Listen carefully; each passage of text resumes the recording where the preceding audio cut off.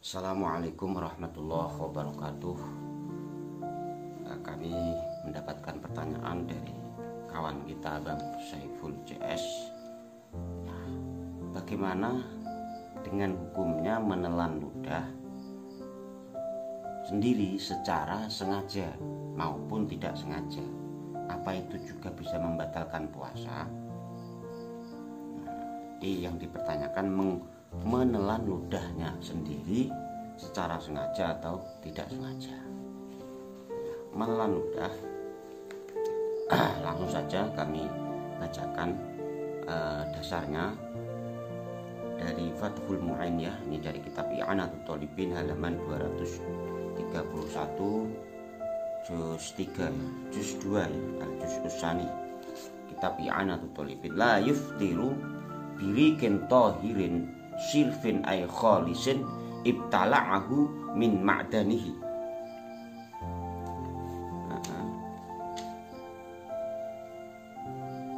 Wa huwa jami'ul fami walau ba'da jam'ihi alal asah wa in kana binahwi mustaqan. Amma law ibtala'a rikon ijtama'a bila fi'lin fala yadur. Jawabannya la yuftiru birikin tohirin sirfin. Mengenai menelan ludah ini, jika yang ditelan itu ludahnya masih murni, ludahnya sendiri yang masih murni, ini tidak najis, tidak batal puasanya ya. Tidak batal puasanya selagi ludah ini masih dalam mulut, alias belum dikeluarkan. Kalau dikeluarkan, dikumpulkan di dalam gelas misalkan sampai penuh baru diminum, ya batal ya.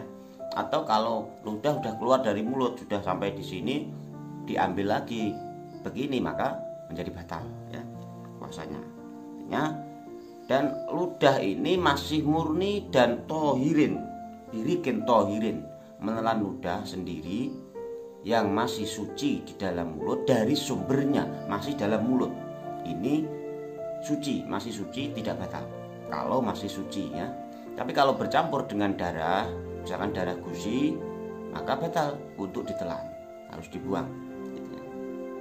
Atau najisnya karena mungkin waktu malam habis makan benda najis lah, bercampur dengan mulutnya masih najis, habis makan benda najis belum disikat ya, belum dibersihin mulutnya, terus puasa menelan ludahnya, maka batal karena ludahnya masih bercampur dengan sesuatu yang najis. Misalkan pada malam hari memakan bangkai tikus lah bisa jadi kan, ya tahu kita secara mungkin tanpa sengaja makan bangkai tikus kan, maka najis, ludah di dalam mulutnya ini najis, maka batal kalau tertelan paginya dan belum sempat dibersihkan mulutnya. Walau amalaw ibtala arikon ijtama'a bila fi'lin, bahkan jika ludah ini dikumpulkan dalam mulut, ini pun pendapat yang lebih sahih, pendapat yang asoh, tidak batal ya. Dikumpulkan di dalam mulut sini sampai penuh ya, tidak bercampur dengan barang najis, tidak bercampur dengan sesuatu yang lain, maka tidak batal. Tapi kalau bercampur dengan sini ada daging, yang masih di sini semalam sahur masih ada daging, terus lumayan segini mau dibuang sayang, ditelan sekalian, maka ya batal gitu ya. Tapi kalau masih ada sisa-sisa makanan yang belum tersikat, mungkin ada sedikit yang susah untuk membedakan memisahkan antara ludah dan apa selilit ya, selilit atau apa namanya yang susah membedakan, maka tidak batal gitu ya. Tapi kalau masih bisa membedakan, oh ada gerjel-gerjel ya, maka gerjel-gerjelnya harus dibuang gitu ya.